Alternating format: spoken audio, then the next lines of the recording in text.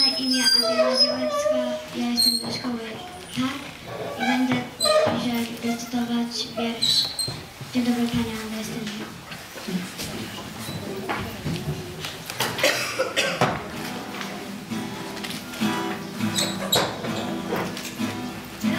Kaczątko, najsmutniejszy z kaczątek, co łupkane malutkie i słabe, dokoczali mu syny. I nikt o tym nie wiedział, i z kaczątka narodzi się łabędź.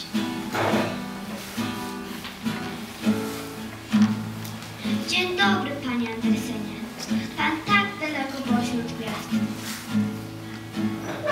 A tutaj rośnie pokolenie i to pytanie zada czas. A co z nas będzie? Co z nas będzie? Czy srebrne pióra muchnie wiatr? Poczniemy na łabędzie, to gaczątka od ładnych lat.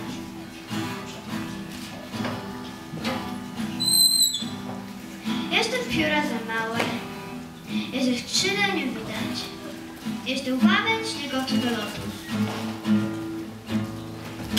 Ej, kaczęta, słyszycie?